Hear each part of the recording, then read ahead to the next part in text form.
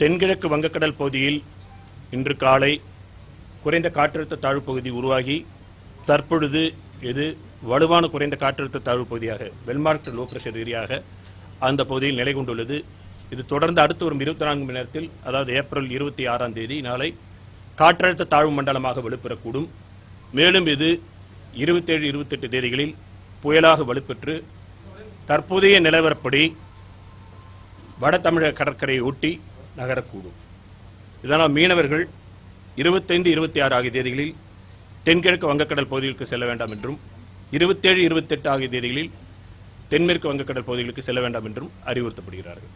தற்போதைய நிலவரப்படி இப்போ லோ ப்ரெஷராக ஃபார்ம் ஆயிருக்கு, வெல்மார்க் லோ ப்ரெஷராக இருக்கு. அடுத்து நாளைக்கு டிப்ரெஷனாக மாறும், அதுக்கப்புறம் புயலாக வலுப்பெற்று நகரக்கூடும். அது அடுத்து வரக்கூடிய இதில் தொடர்ந்து சொல்ல முடியும். எந்த இடத்துல கிராஸ் ஆகும் இதெல்லாம் அடுத்துதான். புயல் இல்லை, தற்பொழுது குறைந்த காற்றழுத்த தாழ்வு பகுதி தான் உருவாகியிருக்கிறது. அது வலுவான காற்றழுத்த தாழ்வு பகுதியாக இருக்கிறது. இப்பொழுது நிலவரப்படி இதுதான், இந்த நிலவரப்படி இதுதான் சொல்லிட்டு இருக்கிறோம். புயலாக மாறினதுக்கு அப்புறம் தான் இப்பொழுதும் குறைந்த காற்றழுத்த தாழ்வு பகுதி உருவாகி உள்ளது. வலுவான குறைந்த காற்றழுத்த தாழ்வு பகுதியாக இருக்கிறது தற்பொழுது. அடுத்த ஸ்டேஜ் டிப்ரெஷன், தென் டீப் டிப்ரெஷன், அப்புறம் தான் சைக்ளான், சிவியர் சைக்ளான், நிறைய 2-3 ஸ்டேஜ் இருக்கு. தற்போதைய நிலவரப்படி வெல்மார்க் லோ பிரஷர் ஏரியாக இருக்கிறது. ஆமா, ஓகே. மழை குறித்த விவரம், காற்று குறித்த விவரம் எல்லாம் அடுத்து.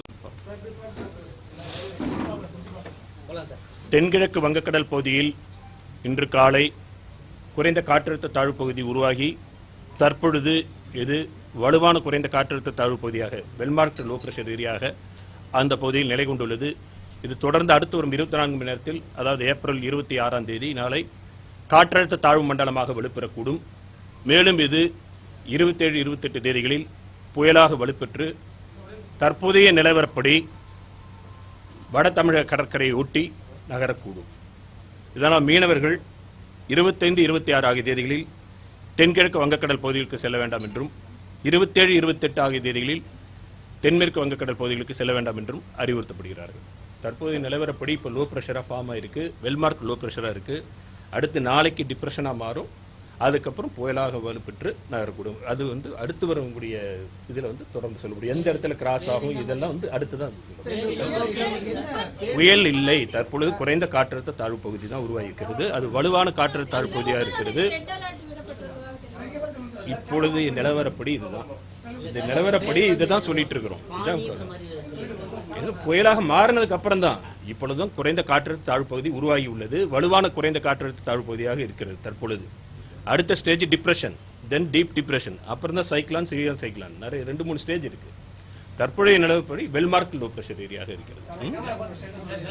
ஆமா, ஓகே. மழை குறித்த விவரம், காற்று குறித்த விவரம் எல்லாம் அடுத்து.